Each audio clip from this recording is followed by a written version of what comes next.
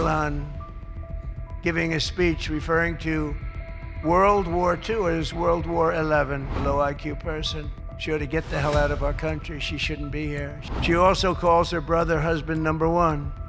Omar is reportedly being investigated for fraud. She revised her net worth. To me, at least, I don't believe that there is a reason to engage in an impeachment effort if he's going to be acquitted in the Senate. Welcome back to the channel. The political arena just erupted into pure, unfiltered chaos as Donald Trump delivered a scorching, gloves-off roast that sent shockwaves across Washington and social media.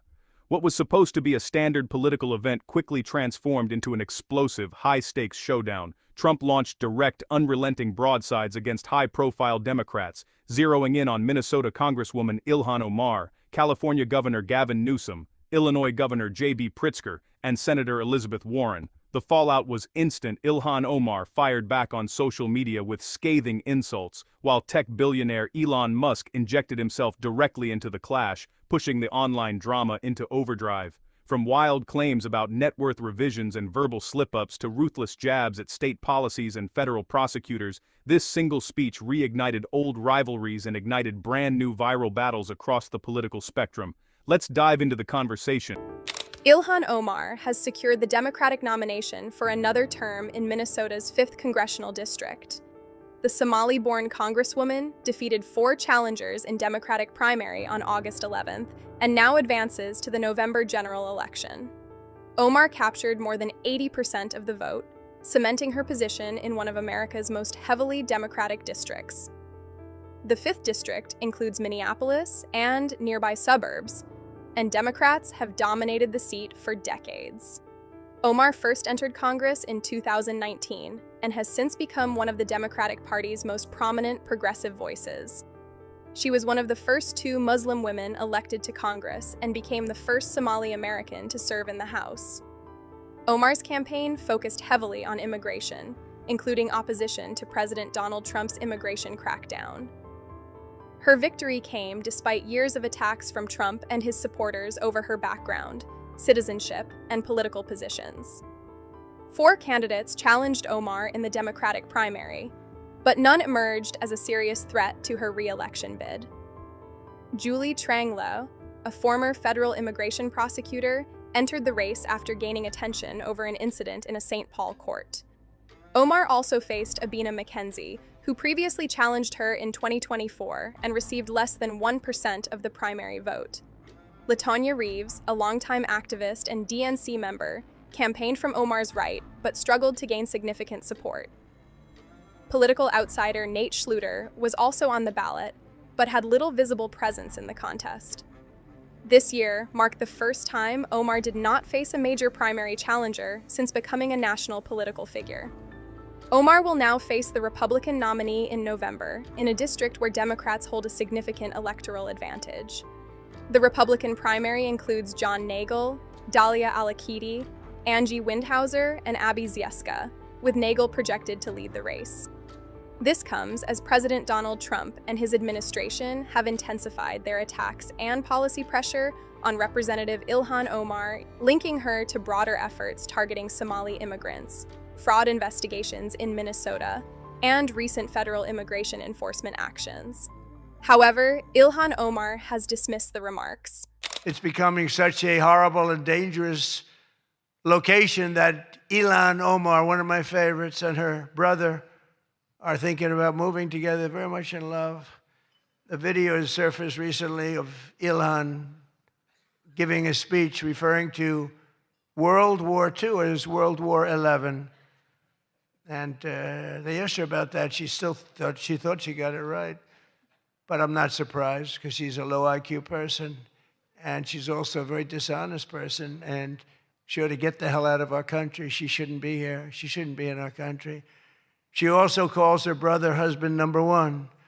Omar is reportedly being investigated for fraud. She revised her net worth. I was shocked to see that she was worth much more than $30 million.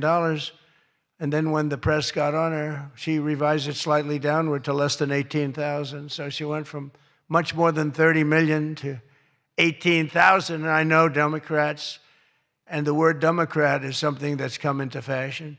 I changed the E with a U, and most people don't know that dumb has a B, so we don't have to worry about that. It's very quiet. I thought it was quite good, but I haven't gotten much credit for that. Fake news, good. Pocahontas, good. I won't say Lion Ted because he's on my side. I don't talk about past conquests, but we have a lot of them. I won't talk about it. They got a whole table full of Republicans there. They're saying, no, don't mention my frickin' name, will you please? So he announced on Truth Social that if you pay a certain amount of money, that you'll be the first to get information before he tweets it out to the public. And so, yes, that I don't even think corrupt is enough of a word. And yes, it should be illegal. It's wrong on many levels. But he is, to your case, he's building a case for him to be impeached. That's kind of what I see in his shenanigans. I mean, there's no other way to look at all of the horrible things that he's doing. I think to your earlier question, I mean, there is a level of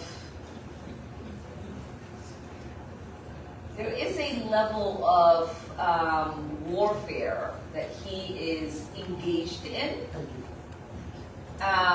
to scare Americans into submission. He has no ability to create carve-outs when it comes to birthright. That is not something that he can do in the same way that he did his executive order. When he first got in, I think it was the first executive order that he signed on day one to get rid of birthright, and everybody was, losing their mind about what this meant. It meant nothing, because many of us knew that the Supreme Court was going to strike it down. So he does a lot of this stuff. I mean, if you look at the tracker, it's still up on my website for his executive orders and how many of them have been able to go into effect. It's almost done. And we are constantly living in the panic of, oh my God, he said, we're cutting off Medicaid dollars to Minnesota. We are cutting off the school funding to Minnesota. We are cutting SNAP funding to, he's doing all of this stuff. And he hasn't been able to do nada because he cannot legally do them. And what he does is that you hear the news that it's reported, and then you're like, oh my God. But no one reports on the fact that we defeated him, that this did not get implemented. We do have our dollars, right? People are able to get the resources that our state is owed. And our AG is in court every single day. All of the DEI stuff that people are still panicked about, almost all of it has been stricken down by the courts. And so I want, all of the people he fired, all of it, a lot of it has been noise. Yes, it's impactful because it's anxiety. Even temporarily, it has impact on people's lives. But in the long run, we have been able to defeat him at every single turn. And so I say all of this to say, we should not be giving oxygen to the chaos that he is creating. Because that oxygen is what fuels him. And again, it is an election year. They are losing left and right. And what he is hoping for is that we are panicked enough to think that nothing is going to work. And that his crazies feel emboldened to say, oh, the president is getting rid of birthright citizenship, let me go because he's doing the right thing. He's not. And a lot of them right now are feeling you made all of these promises. They're finally recognizing this man is a con man. He's a con artist, right? No one has filed for more bankruptcies than this man, right? No one has served in office has been a 34-time convicted felon. No one has been accused of pedophile serving in our White House, at least to my memory. Right? No one has protected pedophiles in the way that this man has done.